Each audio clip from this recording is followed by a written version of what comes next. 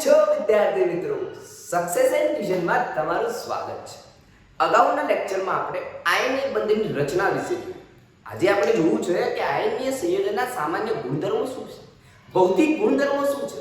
મેં કદાચ વાત કરી હતી કે આયનીય બંધ કેવો બંધ છે, એકદમ મજબૂત બંધ છે। મજબૂત જેમ આપણા મજબૂત બંધ હોય છે એ જ રીતે બેટા આયનીય બંધ પણ એક મજબૂત બંધ છે। એ માત્ર ધાતુ અને અધાતુમાં જ જોવા મળે છે અને આ બંધ ખૂબ જ મજબૂત હોવાના કારણે એવા જે સંયોજનો કે જેને આયનીય સંયોજનો કહેવાય છે। બીજું કહી દો બેટા કે આયનીય બંધને વિદ્યુત સહસંયોજક બંધ પણ કહેવાય છે। આયનીય બંધને વિદ્યુત સહસંયોજક બંધ પણ કહે છે। તો આયનીય બંધની સૌથી પહેલા આયનીય સંયોજનના સામાન્ય ભૌતિક ગુણધર્મોની વાત કરીએ તો સૌથી પહેલા આવે છે ભૌતિક સ્વભાવ। એ કેવો હશે તમે વિચારો, તમને કીધું એના આધારે વિચારો કે તેમના વચ્ચેનો બંધ જો ખૂબ જ મજબૂત છે તો તે કઈ અવસ્થામાં હશે।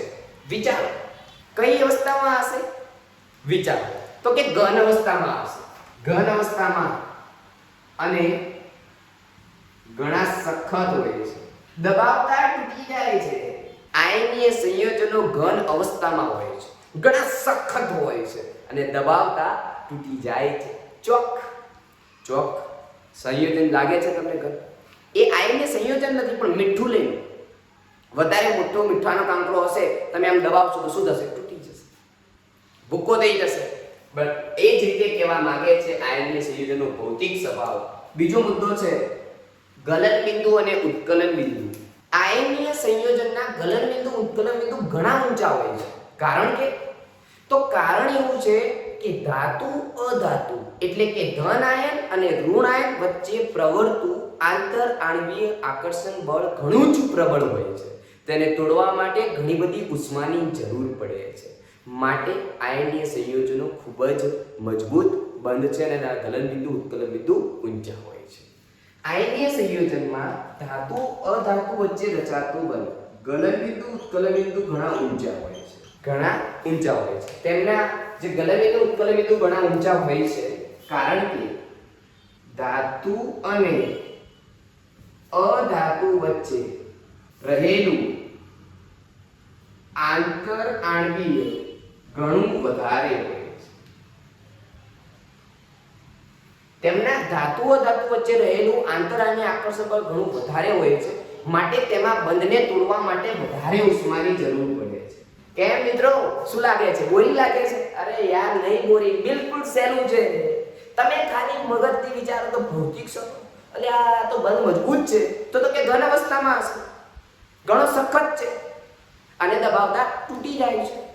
અરે સખત વસ્તુ હોય તો તેમાં થોડી ઉષ્મા આપતા તે પીગળિત અવસ્થામાં આવશે નહીં આવે, ઘણી બધી ઉષ્માની જરૂર પડે છે, એટલે કે તેના ગલન બિંદુ અને ઉત્કલન બિંદુ ઘણા ઊંચા હશે। રેડી? ઓકે, એના પછી છે બેટા દ્રાવ્યતા। એના પછીનો ટોપિક છે દ્રાવ્યતા। આયનીય સંયોજનો ઘન અવસ્થામાં, મતલબ આયનીય સંયોજનો જે ઘન અવસ્થામાં હોય છે એ પાણીમાં દ્રાવ્ય થાય છે જ્યારે પેટ્રોલ, ડીઝલ, કેરોસીન, ઈથર જેવા કાર્બનિક દ્રાવકમાં અદ્રાવ્ય છે। ચલો ready?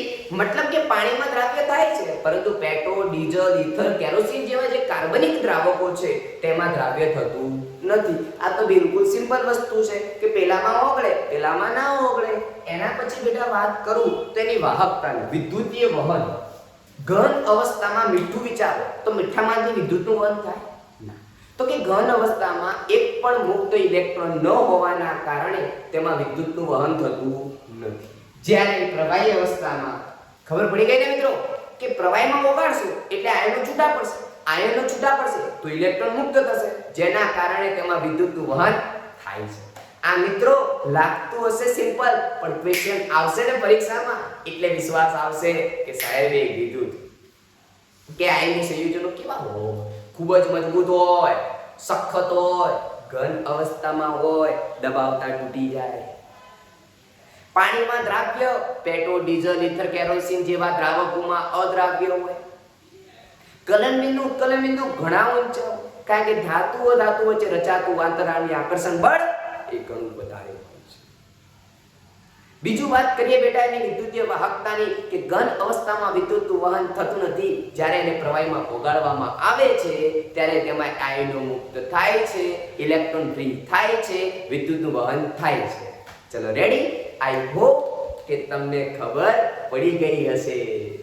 Thank you so much for connecting succession tuition.